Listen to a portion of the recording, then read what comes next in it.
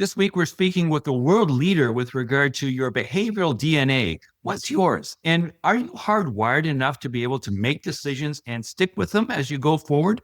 We're going to be talking about that, and you're going to learn about how the way you think might not change as much as you think you have it changed based on the way you're hardwired going back to the time you were a very young child. So we'll talk about that. Stay tuned.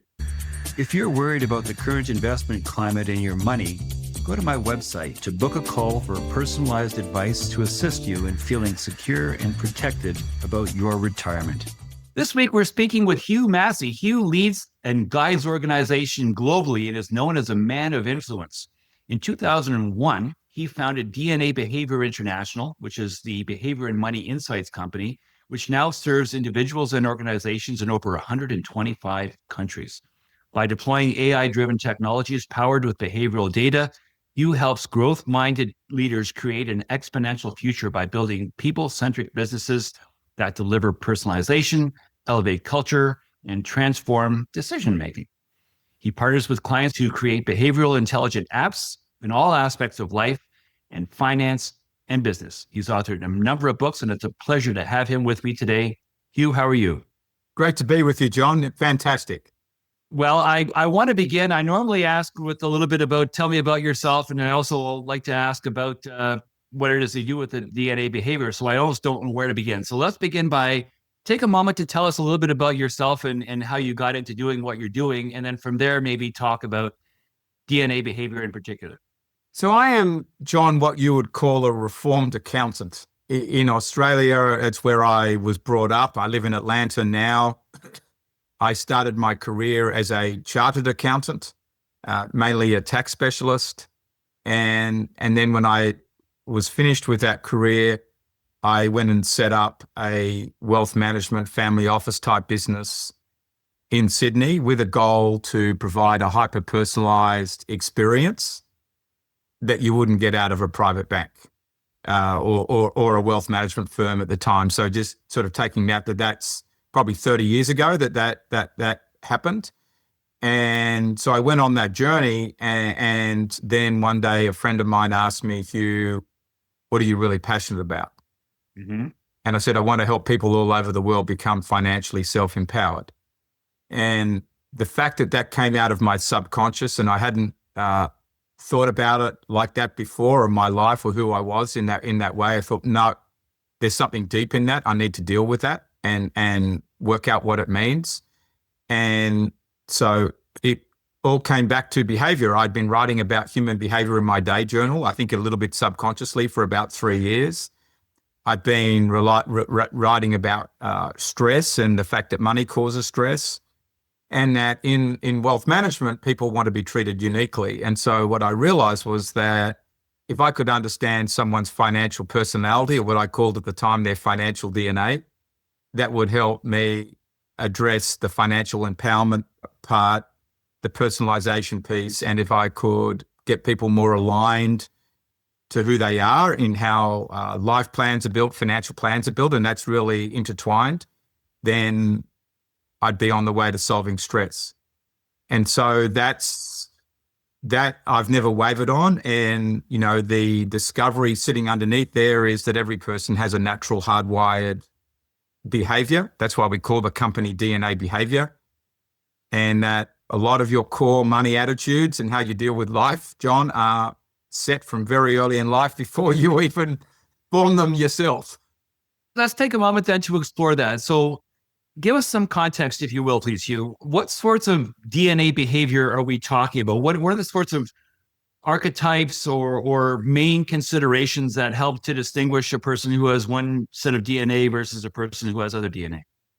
So what we do in DNA Behavior is every person takes a discovery process that takes 10 to 12 minutes online, and they're answering a series of forced choice questions. So you've got to choose between words like aspiring, detailed, or patient. And you do that 46 times over 10 minutes. And that creates a psychometrically measured picture of you. And from that, we start to know, we create people into sort of 10 broad styles. but I don't like leaving somebody pigeonholed or you're an engager or you're an initiator or reflective thinker. We're measuring underneath that 4,000 insights that make help you see that every person's unique. But if you bring some of that out to financial behavior, we're looking at, is a person a spender or saver?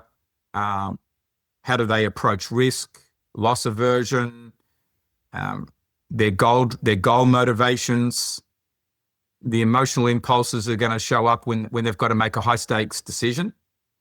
How do people decide independently in groups? So we're looking at all of that, plus also what I call a person's talents, which is going to be about their life, career. And in fact, that's for most people, the primary source of the way they make money.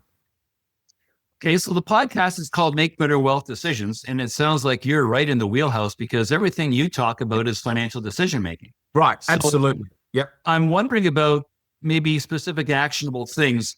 When people take your psychometric questionnaire and they make their forced decisions and then they're given a profile, do you then give them specific action items in terms of you're too much of a spendthrift, you need to take these specific actions to make sure that you're not spending frivolously, or you're too risk averse, you need to let go and live a little and take a little more risk because you're too conservative for your own good?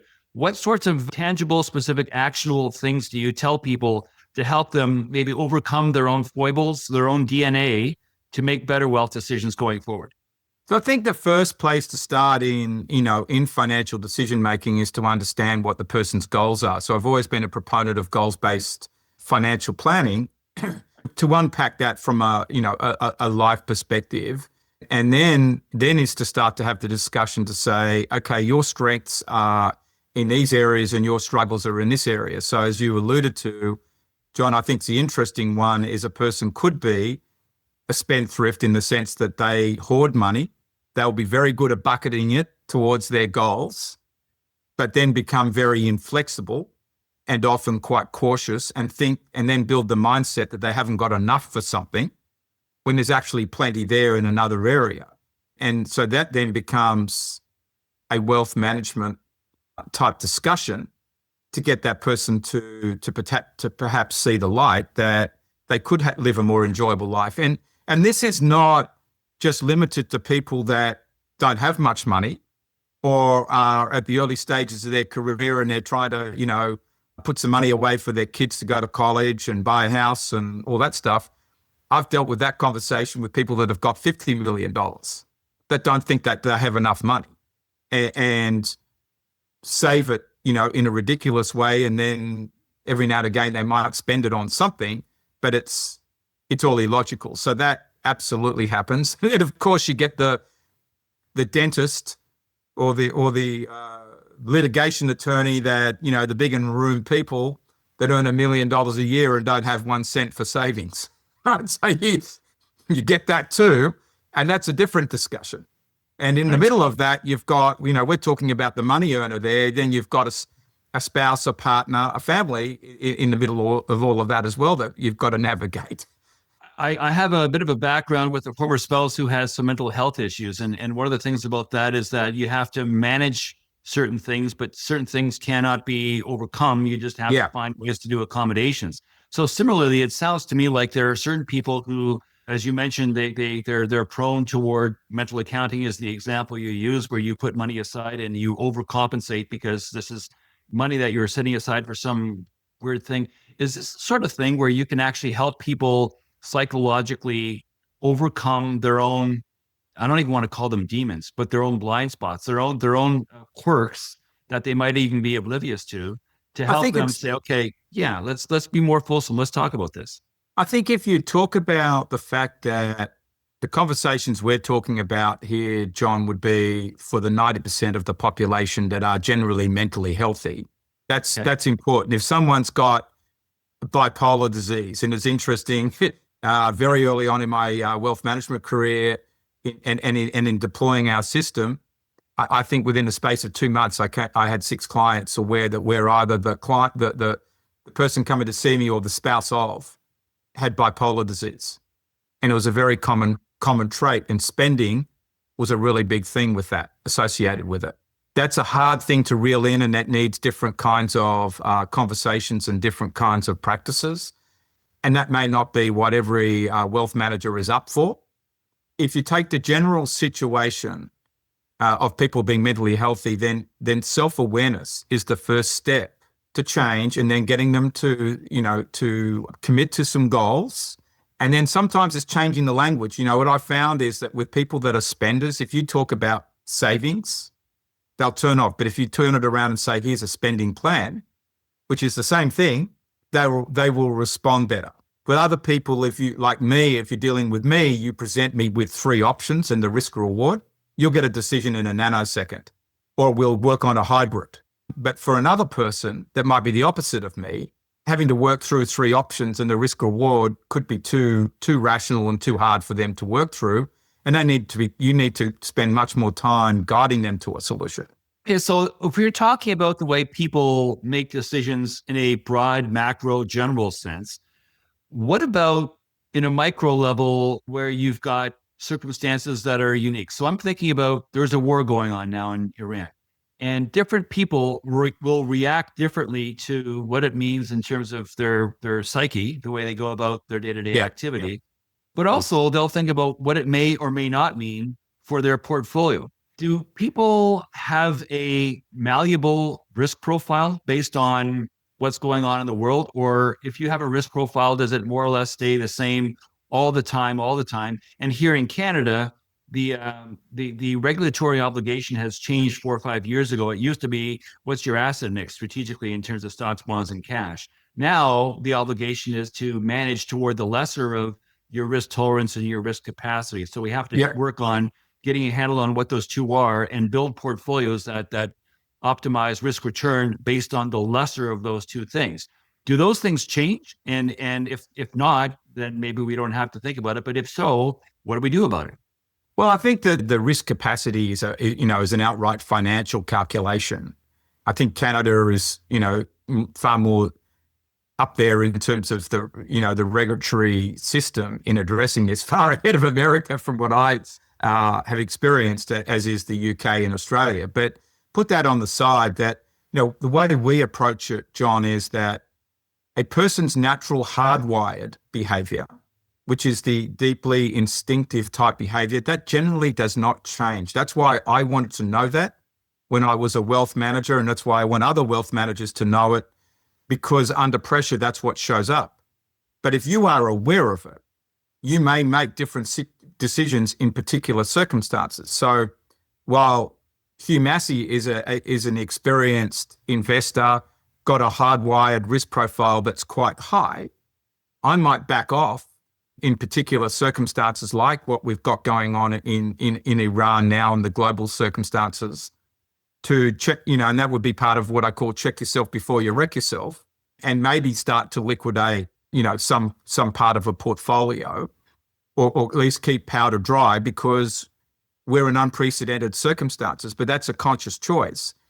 But I will still instinctively be thinking about risks, even if I don't take them.